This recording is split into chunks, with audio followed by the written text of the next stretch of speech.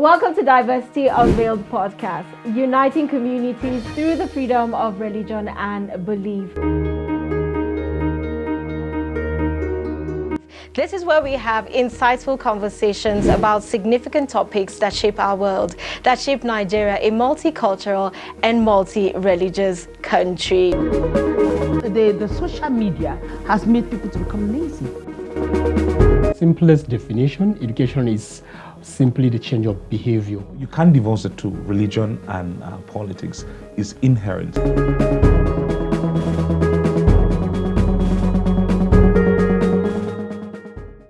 Welcome to Diversity Unveiled, uniting communities through freedom of religion and belief. This is where we have insightful conversations about significant topics that shape our world, that shape Nigeria, a multicultural and multi-religious country. On this episode, we would be looking at the intersection of freedom of religion and politics. I am Dashe Sonia Kenmi. Joining me on this episode is Ponsak Fanap, a broadcast journalist. Good day to you, sir. Good day, Sonia. It's good to be here. Thanks for the invitation. It's good to see you. Yeah. How are you doing? Good. That's good. Yeah. Now, we are talking about the intersection of religion and politics. Let's understand what exactly is that meeting ground between politics and religion. Well, human beings for thousands of years, have always developed, they've developed, religion. There's one thing that I believe in, human beings created money, music, and religion. Politics is just a way that human beings, choose to organize, society. And if they choose democracy over monarchy or theocracy, whatever it is. So these two basic human ideas of politics and religion has been with human beings since time immemorial. So you can't divorce the two. Religion and politics is inherent. If you go back in history, you find societies that they will tell you that their God is their president or their ruler. They do things based on what God wants them to do at that time. So it has been consistent with human beings that religion and politics. But if you look at how societies evolve, especially with the coming of democracy, there's an idea such as separation of religion and state because of the diverse nature of society or plural nature of society, that is not everybody in a society that should belong to the same religion, like Islam or Christianity or Judaism or African traditional religion. And that is why, thinkers and, people who propound these ideas will say that you need to separate and ensure that the majority should have their way, but the minority have their say. The majority should have the way, minority have the say. Now let's come back to Nigeria, which is a multicultural, multi-religious society. And you hear in different quarters, some will say imams have no business in politics, priests or reverends or pastors have no place in politics. What's your position on that statement? They have a place in politics because politics is what human beings do. It's a game that human beings play. And that game, gives anybody, that emerges winner, the power to govern that society. So they have, even market woman has, a place in politics. Why, take out the imams or the clergy? They have a place because they are integral members, of society, and they contribute. They pay their taxes. They feel the brunt of any policy that hurts them or brings pain to them. So they should participate. But if you ask how they should participate, that will be where the issue is. Now, that would lead me to my next question, because for a country like Nigeria, how then should people approach politics and religion so that it fosters tolerance between all the religions that we have in the country?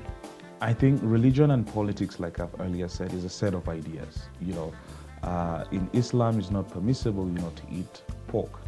In Christianity, it's permissible. So it's all set of ideas how to live your life. Muslims pray 5 times a day. Christians pray countable times. The Jews pray thrice a day and things like that.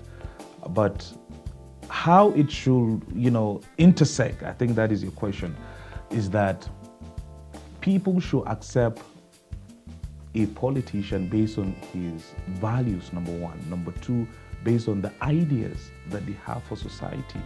And politics of ideas, sounds something like this. If, assuming I was campaigning to be the local government chairman, of my local government, I have to look into the books to say, why is it that I don't have more girl-child enrollment, in basic, education? And what can be done? What is the current chairman doing? So if I campaign and win, I'll say, okay, I'm going to raise the funding, on girl-child education at the basic level. I'm going to do, that is how politicians, think. Not that you come and organize people around sentiment, that leads them nowhere. In Nigeria, since when, this country exists, you find people saying that, no, we have been maligned, we have been, marginalized, we're not partakers, equals, we don't partake equally, like other people. But if you sit down and look at it, poverty affects everybody. And I think that is the job of the politicians, just like what Plato was saying in his book, The Republic. He said that philosophers should be the leaders because they are wise and then they have vision for society. But in Nigeria, you don't find a poor Christian, a poor Muslim side by side, arm in arm saying that, look, we should demand what is due us. Clean water, we should demand constant electricity, we should demand good road network, public infrastructure, and even more funding when it comes to education. But always you find them, talking about things that divide. And that is how the political class in our country have made people think that, okay, this is how politics, should work. But politics is all about ideas. What ideas do you have, for your society to make it better and to make human beings live with dignity? Now, how can we go back to, considering what you said, that this is what we found ourselves in, people looking at the things that would divide us as opposed to looking at things that should unite us in order for us to demand for accountability or demand for better, living conditions. How can we get back to that place where people are not looking at religion, they're not looking at culture, they're not looking at those fault lines, to make life better for themselves? I think it's education. People need to be educated. And I think that education is the one single human idea that has helped human beings to make better decisions, in life. If not for education, people wouldn't... there are some certain things that, maybe disease will consume us, or something. So I think the political class should invest more in education and help people to think critically, to really sit down and, think, what are the issues that I need to grapple with as a human being instead of, sentiment? I don't care. Okay, when Buhari was in government, let me give you this case in point. People were saying that, no, appointments were lopsided and things like that. But I asked, when it comes to insecurity, the worst hit was his region, the Northwest. When he came, it was only Boko Haram, but he came, banditry, emerged, and you see bandits going to village, kidnapping women, and children. The North was still poor. I'm telling you, facts and statistics. So how did Buhari change even the life of an ordinary person in Daura with the virtue of him being president?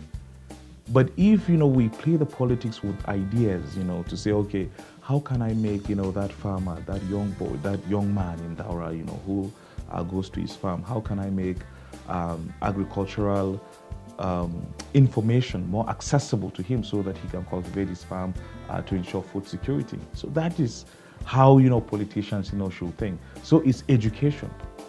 Education. And you need to help people to know that, to divorce them, from this primordial sentiments, that they have, attachment to, their tribe, I would say undue loyalty, to religion. I'm a person of faith, but I think that, faith is very personal, number one. Number two, I don't think that God has brought me into this world to, not to enjoy life, and I think that it's my responsibility, for me to find out the best possible ways to live the good life. So it's all about education. If we want to do that, is education, and increase the funding when it comes to education. Increase the funding when it comes to education. Do you believe that, some of the fault lines that are being targeted or that are being deepened is as a result of the lack of education that we have in the country? Yeah, because if you tell me, now we're living in Plateau State, Governor Kella Mutfwang is the governor of Plateau State. All right, now looking at a country like Nigeria, multicultural, we have traditional worshippers, we have atheists, we have free thinkers, we have even those that are not, citizens of the country, but they have come into the country to stay and do business. They've also come with their religions and their beliefs. And you have Section 10 of the Nigerian Constitution that says that no government, whether state or federal, can impose a religion on its citizens.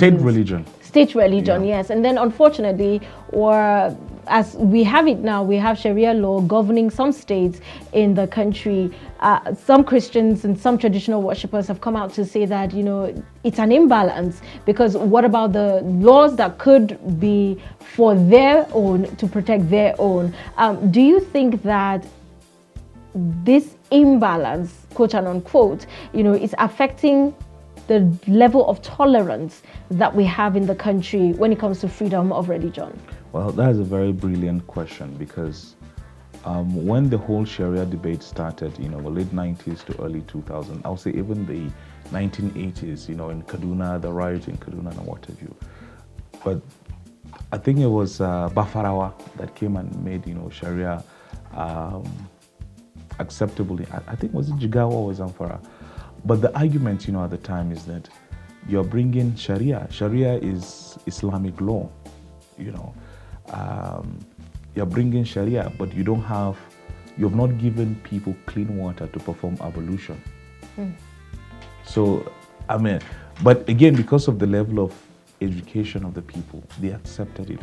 Because human beings will always think that, look, if we are governed by the laws of God, it's going to be heaven on earth. But at no point in human history, has that happened. That when human beings, follow the rules of God, heaven is going to come down. At no point, that has happened. So, again, like I said, it's all about education. I'm a big advocate for education, because it's the one single human idea that has made people to live longer, to live meaningful life, to make better decisions. So it's education. And the imbalance, you're talking about, when the Sharia debate was ongoing, some Christian clerics approached, there was a move that canon law, I don't know if you've heard about it, canon that Christians should be tried, in their own court, and they call it, canon law, but that you don't then see the light of day.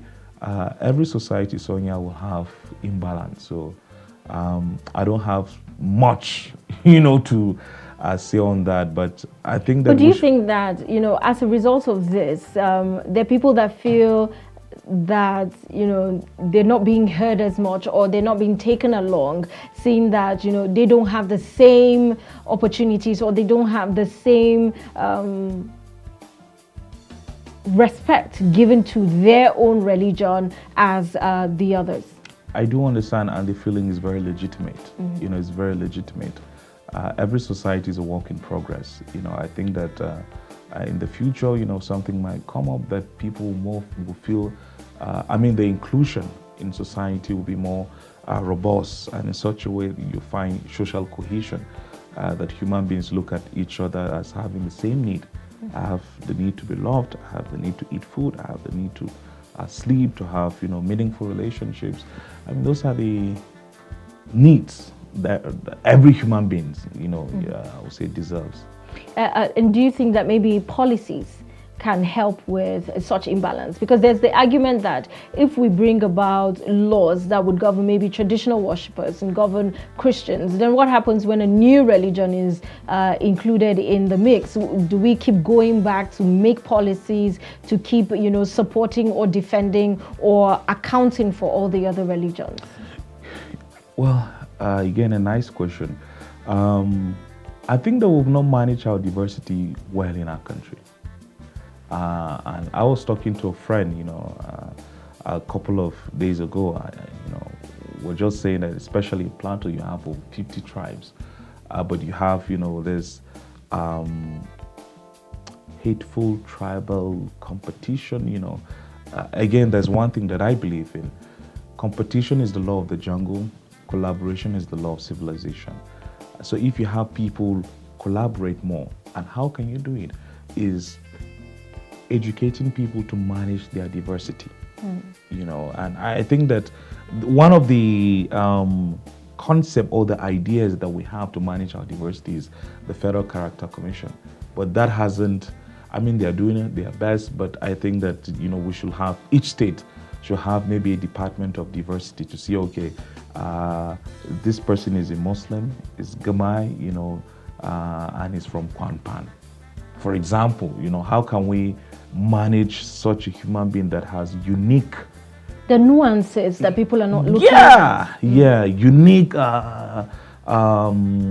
features, let me say. So I think that we should, really educate people about diversity to say, if I'm from Plateau, for example, and if I wake up in the morning, I choose to drink gote, have gote as breakfast.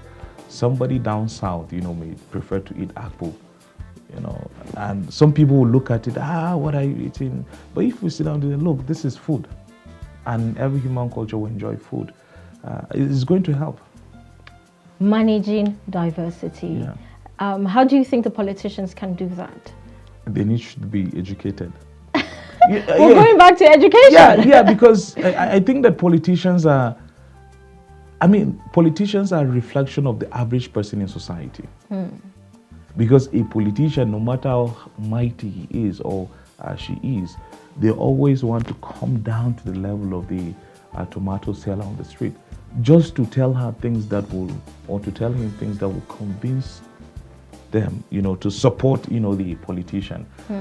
So anything that you are seeing, people are saying that Nigerian politicians are selfish. I always say that, look, is the average, this is how you understand how society thinks. If you go to, other societies, you see how their politicians, play politics. It's a reflection. It's a reflection of their people. Of course. So when we change, the politicians will change. Definitely. When we have the education, the politicians will have education. And if we start demanding for, better, we'll say, look, we need you to increase funding in primary healthcare centers across our local government. We need you to build local government roads. We need the local woman who is farming, to make money from her produce. We need to eliminate middlemen in such a way that she makes more money and she gets training, that will help her to have, more yield. So in such a way, the woman will say, okay, if I can demand, this from the government. It will just trickle down. When you look at these things, somehow, the religion doesn't play a factor in them. Of course. Because regardless of who is able to provide those things, you would go for that person. That is it. That is it. And that is why I will say that any politician that comes to you, wanting to organize you or to get your support by saying that I'm a Christian or I'm Gamai, I'm Tarok, vote for me, is empty. They don't have anything to offer society. But if a politician comes to say, look, I'm going to provide you with water, I'm going to provide you with this, and you ask them, how are they going to do it? If he tells you that, you have to support, that person. All right. Thank you very much for joining me. It has been a very beautiful conversation. Thank you. Thank you very much. I have been having the conversation with Ponsak Fanab, a broadcast journalist, and we have been talking about the intersection with freedom of religion and politics. Until the next episode, this episode has been brought to you by Search for Common Ground with support from the Dutch Ministry of Foreign Affairs.